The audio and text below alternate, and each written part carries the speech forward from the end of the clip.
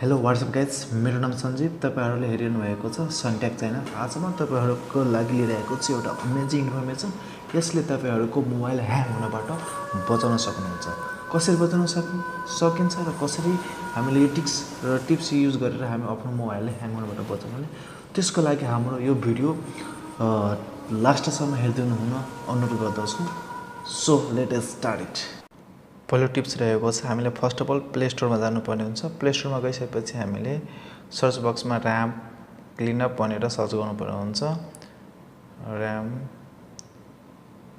Clean-up भनेर RAM clean-up हेर्नु भएको छ, जे कोसाको हो यो ऱ्याम क्लिनअप। सेम लोगो भएको तपाईले इन्स्टल गर्नुपर्ने हुन्छ। इन्स्टल हेरिरहनु भएको छ राइट साइडमा। हामीले फर्स्ट अफ अल यो ऱ्याम क्लिनअपलाई इन्स्टल गर्नुपर्ने हुन्छ। यो 2.81 MB को छ।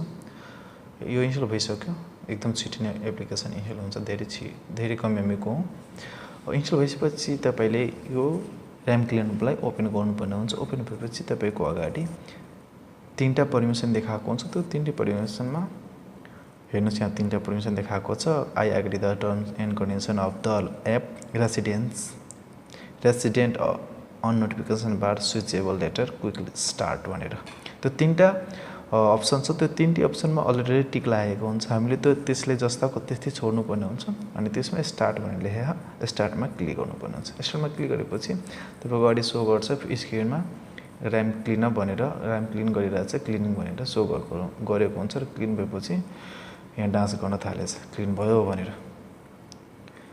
अनि त्यसपछि यो भइसकेपछि तपाईले के गर्नुपर्ने हुन्छ, अन्त्यतिर स्क्रिनमा अन्त्य टाइप गर्नुस्। टाइप गरे अटोमेटिक त्यो हट्छ। त्यसपछि तपाईले अब सेकेन्ड टिप्समा जाउँ। सेकेन्ड टिप्समा के गर्नुपर्ने हुन्छ, सेटिङमा जानुपर्ने हुन्छ। सेटिङमा गएपछि तपाईले डेभलपर अप्सनमा जानुपर्ने हुन्छ। हेरिरहनु भएको छ तलतिर डेभलपर अप्सन लेखेको छ। एक्चुअली सबैमा हुँदैन, त्यो डेभलपर अप्सन हामीले स्टार्ट गरेपछि मात्र हुन्छ। छैन भने तपाईको हुँदैन छैन भने एबाउट फोनमा जानुस् या सिस्टम भनेर लेखेको हुन्छ, त्यसमा जानुस्। त्यसमा गएपछि सफ्टवेयर इन्फर्मेसनमा जानुस्। त्यसपछि तपाईले बुल्ट नम्बर भनेर देखिरहनु भयो होला, त्यसमा हामीले 7 टाइम ट्याप्स गर्नुपर्ने हुन्छ। 1 2 3 4 5 6 7 टाइम ट्याप्स गरेपछि you needed developer mode has already been enable. यो डेभलपर अप्सन मैले अलरेडी नै इनेबल गरेको छु।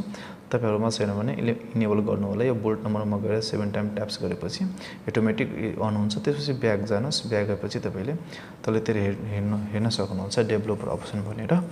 अनि त्यो डेभलपर अप्सनमा के गर्नुपर्ने हुन्छ, क्लिक गर्नुस्। त्यसपछि क्लिक गरेपछि तपाईले जानुपर्ने हुन्छ विन्डोज स्केल भनेर हुन्छ। एक्चुअली विन्डोज एनिमेसन स्केल छ। हामीले त्यसमा तपाईले यहाँ हेरिरहनु छ स्क्रिनमा विन्डोज एनिमेसन स्केल।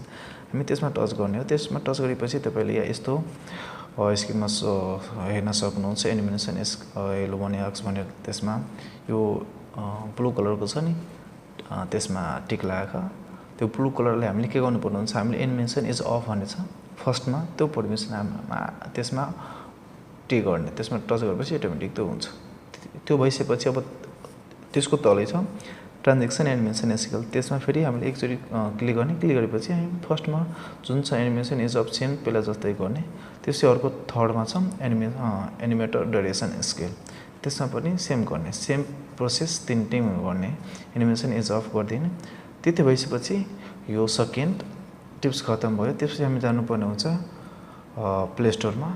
प्ले स्टोरमा गएर हामीले के गर्नुपर्ने हुन्छ, यो तपाईले हेरिरहनु भएको छ त्यो लेफ्ट साइडमा तीनटा लाइन दिएको छ। त्यो धर्सोमा हामीले टच गर्ने। त्यसपछि हामीले यसको सेटिङमा जाने। सेटिङ हेरिरहनु भएको, सेटिङमा क्लिक गर्ने। सेटिङमा क्लिक गरिसकेपछि तपाईले यहाँ हेर्न सक्नुहुन्छ अटो अपडेट एप्स भनेर लेखेको छ।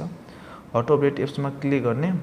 अटो अपडेट एप्समा क्लिक गरेपछि तपाईले यो तीनटा अप्सन हेर्न पाउनुहुन्छ, over any network, over wifi only, don't auto update apps.